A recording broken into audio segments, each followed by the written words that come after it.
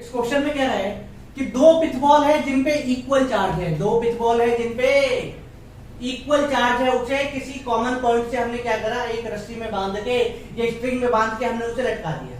लटकाने के बाद दोनों पे इक्वल चार्ज है, सेम नेचर के है, तो वो दूर हट जाएंगे, रिपेल कर जाएंगे, ठीक, जैसे इस डायग्राम में है। अब उनके बीच की जो सेपरेशन है वो आर है, ठीक। उसके बाद उसने क्या कहा कि इसकी हाइट, मान के चलो इसकी हाइट मैं वाई मान लेता हूं। अब इसे हाफ पे लाके y/2 मान लेते हैं, दूसरा वाला y/2 पे हमने इसे क्या करा, रिजिडली क्लैंप कर दिया, ठीक, जैसे यहां पे है। कितने पे ले जाके हमने क्लैंप कर दिया, इसका आधा y/2 कर लेते, उस पे हमने ले जाके इसे रिजिडली क्लैंप कर दिया। क्लैंप करने के बाद अब क्या होगा कि ये जिस सेपरेशन पे यहां है, यहां उस सेपरेशन पे नहीं जाएगी, अब ये थोड़ी और दूर हट जाएगी। क्लियर? अब देखो, अरे ये रस्सी, मतलब ये स्प्रिंग ऐसी ही है, ये स्प्रिंग ऐसे है जिसे हमने यहाँ पे क्लैंप कर दिया है, ठीक ना। इसी मतलब इस तरह से स्प्रिंग की इसे खींच के ऐसे कर दिया है, ठीक। अब इनके बीच की न्यू सेपरेशन मान के चलो, अगर वो आर है तो इसे क्या मान लेते हैं, R1 मान लेते हैं, ठीक ना। R1 मान लिया इसे न्यू सेपरेशन को। अब सबसे पहले तो हम यहां आ जाते हैं। यहां मान के चलो ये एंगल है θ1, ये भी एंगल होगी θ1, दोनों के मास भी सेम है। तो अब देखो नीचे लगने वाली फोर्स mg, इधर भी नीचे लगने वाली फोर्स mg, इधर इलेक्ट्रोस्टैटिक फोर्स ऑफ रिपल्सन, इधर भी इलेक्ट्रोस्टैटिक फोर्स ऑफ रिपल्सन, ये तो स्ट्रेट लाइन में लगेगी। और इन दोनों फोर्सेस को बैलेंस कौन करेगी, स्प्रिंग के अंदर की टेंशन।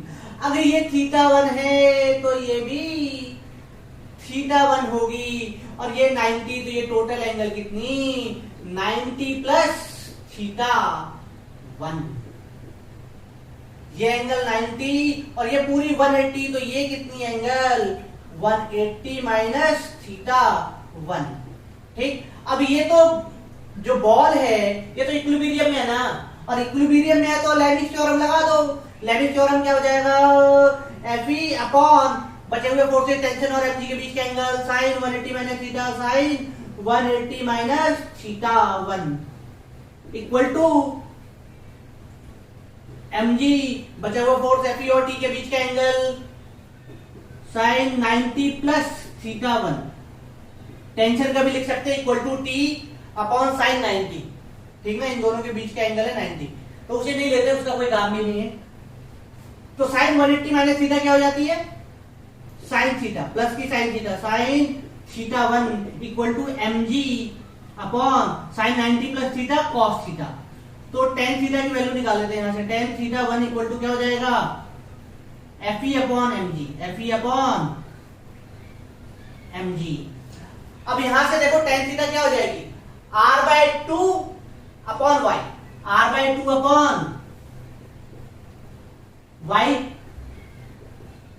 Fe की भी वैल्यू रख देते हैं, Fe क्या हो जाएगा, kq square bye r square by mg। अब ये 2 नीचे जाएगा, अब क्या हो जाएगा, r/2y equal to kq square by mg r square, इधर ले जाओ तो r³ equal to 2kq square y upon mg, ठीक, ये r³ हो गई। अब इसके बाद जब हमने इसे क्लैंप किया, तो क्लैंप करने के बाद इसकी क्या एंगल है, मैंने यहाँ था इसे मैंने θ2 मान लिया, ठीक ना। θ2 इधर भी और θ2 इधर भी, क्लियर। अब ये आधी डिस्टेंस कितनी हो जाएगी, r1/2। अब दोबारा से सेम सेपरेशन, इधर इलेक्ट्रोस्टैटिक फोर्स Fe नीचे, mg और इधर टेंशन, ये θ2, तो ये एंगल वापस से वैसी आ जाएगी θ2, और ये 90 प्लस θ2, और ये वाली एंगल 180 माइनस θ2। अब यहाँ पे लेमिस थ्योरम दोबारा से अप्लाई कर दो, सेम टू सेम यही। मैं तो कह रहा हूं direct tan theta equal to Fe/mg रख देते हैं, ठीक ना। तो सीधा कर देते हैं हम tan θ2 equal to Fe/mg, same यही सेम चीजें ये रखूंगा, वापस से सॉल्व करके यही आएगा। टेन थीटा की वैल्यू वहां से देखते हैं तो वो क्या हो जाएगा, r1 बाय 2। अच्छा यहाँ तो y बाय 2 है तो ये भी y बाय 2 कर देते हैं, 2 से 2 कैंसिल, एफ क्या हो जाएगी kq स्क्वायर बाय r1 का स्क्वायर बाय mg। क्लियर। अब r1 को इधर ले जाओ, r1 का क्यूब इक्वल टू ये y उधर जाएगा तो kq square y by mg, ये हो गया।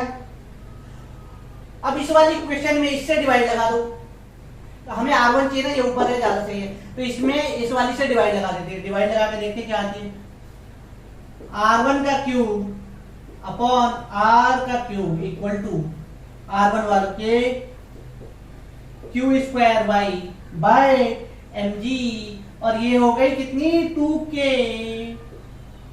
Q square y by mg। तो mg से mg cancel, K Q square y से के क्यू स्क्वायर y कैंसिल, तो r1 का क्यूब इक्वल टू हो गया r का क्यूब बाय 2, 1/3 कर दो तो r1 इक्वल टू क्या आ जाएगा, r बाय 2 की पावर 1 बाय 3। तो इसे मैं कैसे लिख सकता हूं, ऐसे ही। क्लियर। या r की पावर r अपॉन 2 की पावर 1 बाय 3। अब देख लो उसमें कौन सा ऑप्शन है, ऑप्शन यही है।